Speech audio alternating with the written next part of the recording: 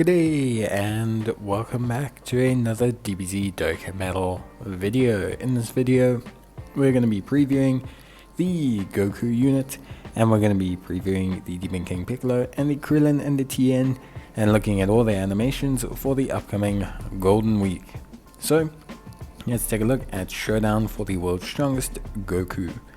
Now, Goku is a Earth-bred fighter's all-powerful comeback category lead of 170%, whilst also being a 30% lead for those who belong to Battle of Fate or the World Tournament category. So, kind of what I was thinking. I didn't really think powerful comeback. I was thinking Turtle School, but Earth-bred fighters and powerful comeback is pretty good in terms of leader skills.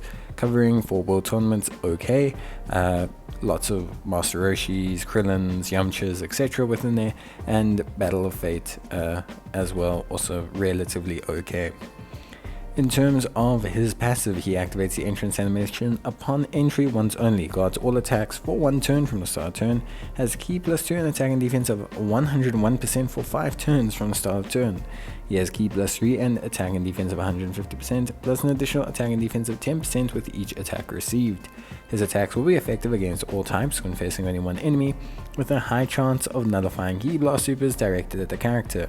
He also has a high chance of guarding all attacks. He launches an additional attack that has a great chance of becoming super attack for 4 turns when guard is active, plus an additional defense at 20% whenever guard is activated up to 100%. He has an additional attack and defense of 150% and launches an additional super attack and guards all attacks starting from the turn in which the character or an ally's revival skill is activated. So there's a lot to unpack here. Firstly, Goku has guard. He has it for the first turn, and from then on he has a 50% chance to have guard. He will have attacks effective against all types against one enemy, which is good, and he has high chance of Ki Blast super nullification. This is all pretty decent. He will launch an additional attack that has a great chance of coming as a super attack for 4 turns when guard is active. So if you get the 50% chance proc, you then have a 70% chance to launch an additional super, and every time the guard does proc, you will gain an additional 20% defense.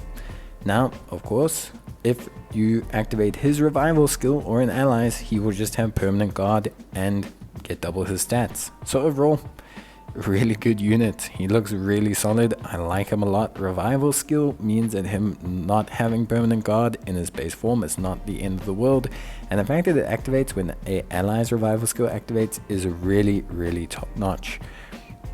In terms of his standby skill, which is a new mechanic coming to global, it can be activated when HP is 59% or less, starting from the 6th turn from the start of turn once only, and he will stand by for 4 turns.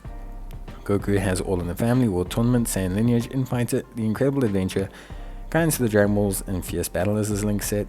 World Tournament Champion, not too great here. Incredible Adventure, okay. Guidance to the Dragon Balls, okay. He's going to link well with Youth Gokus and some like Gohans, but not as well as people kind of wanted him to do with the Ultimate Gohan. He is a Earth-bred fighter, powerful comeback, Battle of Fate, World Tournament, low-class warrior, pure Saiyans, Goku's family, Turtle School, bond of friendship, bond of parent and child, full power, and Kamehameha. He greatly raises attack for 1 turn and causes immense damage to the enemy on his super attack, which is pretty good. Then Goku in his standby phase. He has 0 attack, none. He cannot attack. Goku is unable to attack, except when the finish effect is activated. He gives all allies Ki +3 and attack of 59%. He gives all Earth-bred fighters category allies defense of 50%, self-excluded. He gives all World Tournament category allies defense of 50%, self-excluded. He foresees enemy super attacks, and he will revive with 59% HP recovered when the character or an ally attacking in the same turn is KO'd. He will have an additional attack of 590% when the finish effect is activated. So really interesting how it all works. So the finishing effect, which is what happens when they are in standby phase, is basically when the revival skill is activated. So he counters with super intense power against the enemy who KO'd you. So basically what happens is you'll put Goku into standby phase. He'll stay in standby phase for 4 turns, having the ability to see super attacks, having the ability to provide support to your entire rotation, and then you can just stick him in front of the super attack, die because Goku has no defense, and Goku will retaliate with 590% attack power. Now obviously if you don't die, that's a bit of a problem, but generally speaking, you'll probably die. So Goku looks really, really good. Very tanky, some levels of damage there, definitely a strong unit. Link wise, I think that's the biggest letdown. His standby effect looks excellent, and I like the fact that he doesn't need to rely on his own revival. Next we have Piccolo Jr. This is his giant form. Well, not his giant form, but he is a giant form Piccolo Jr., so he can link with other Piccolo Juniors. He leads Gifted Warriors, Terrifying Conquerors, or Giant form. Kind of was hoping for a Namekian lead, I will be honest, but this does cover most Namekians, with Gifted Warriors, Terrifying Conquerors covering like Lord Slugs and Giant forms, etc., but still a bit of a shame. He leads them and has another 30% for those who belong to Battle of Fate or World Tournament, so very, very similar. He has big bad bosses, tough as nails, Thirst for Conquest, The Incredible Adventure, Guidance on the Dragon Balls, Transform, and Fierce Battle. Wow, that is a interesting link set. That is a very interesting link set. His best linking partner is going to be Demon King Piccolo. That is very obvious. He activates the entrance animation upon entry once only, with a high chance of launching an additional super attack for 1 turn from the start of turn. He has Ki of 2 and attack and defense of 101, similar to Goku, for 5 turns. Then he has Ki plus 3 and attack and defense of 150%. He will have an additional attack and defense of 20% with each super attack performed. His attacks are effective against all types when facing only one enemy, and he has a medium chance of launching an additional super. He also has an additional attack and defense of 60% within the same turn after receiving an attack, and he will have an additional attack and defense of 100% and all enemies minus 30% as the first attacker in the turn. You also have an additional attack and defense of 100% when performing a super attack, and a high chance of launching an additional super attack as the second or third attacker in turn. So Piccolo is a little bit more flexible than Goku. If we want to really break it down, Piccolo relies a lot more on supering. Piccolo, when he supers, generally starts to build up his attack and defense. Piccolo also has built-in additionals that aren't dependent on any other condition, but he does also receive attack and defense within the same turn after receiving an attack, which is pretty interesting. He will receive additional attack and defense as the first attacker, or as the second, or as the third. What this means is Piccolo's not necessarily meant to be tied down to a slot. Now, I think obviously most people will run them second slot, but Piccolo is definitely 100% a very, very flexible unit comparative to, well, a lot of units. He gains a lot of buffs in varying positions, and this is to make him flexible. They are aware of his link set, they're aware of how he functions, they want him to be flexible. In terms of his active skill, can be activated when HP is 50% or less, starting from the 4th turn from the start of battle or when facing 2 or more enemies.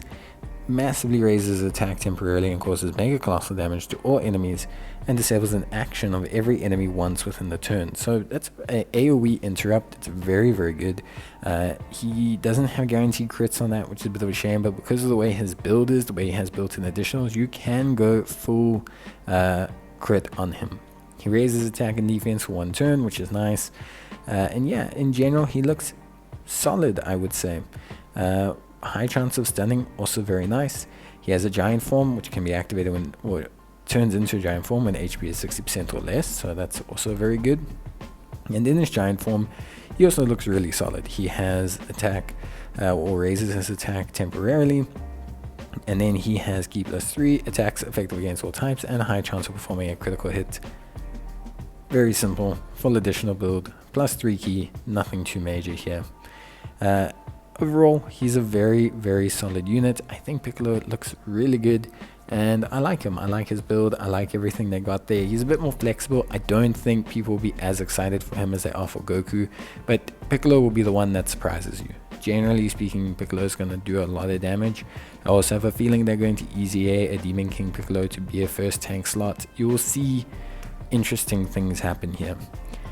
Then we have the Tien, who's a worthy rivals world tournament lead of 130%. He will be Piccolo's banner unit. I assume he has Crane School, Cold Judgment, Infighter, Shocking Speed, the Incredible Adventure, Guidance to Dragon Balls, and Fierce Battle. He's called just Tien, which is a bit of a shame. I was hoping for like Tien and Dupes or something, because just being named Tien means he has to compete with every other Tien in the game. He has Ki +3, attack and defense of 100%, launches 3 additional attacks, each of which has a high chance of becoming a super attack, so very interesting. He has an additional attack of 100% when performing a super attack, plus an additional attack and defense of 44% within the same turn with each super attack performed. So if he procs all those super attacks, he's going to be looking crazy. He has a high chance of evading the enemy's attack, including super attack when facing only one enemy. So I think he's good.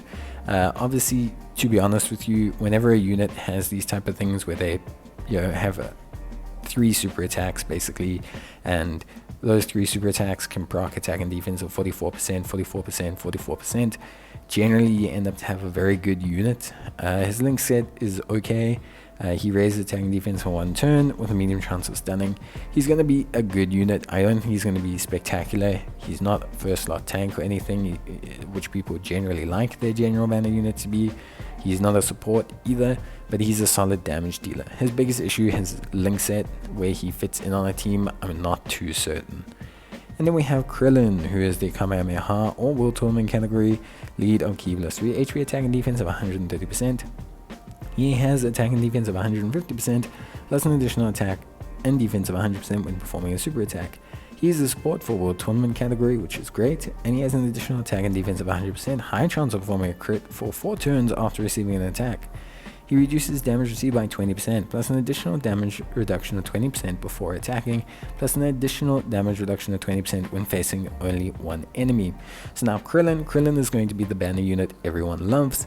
Why is Krillin going to be the banner unit everyone loves? Because Krillin can have 60% damage reduction sitting in the first slot. He provides support, and when he gets hit, he will replace 20% of his 60% damage reduction with another 100% raw attack and defense. Krillin's going to be the one everyone likes.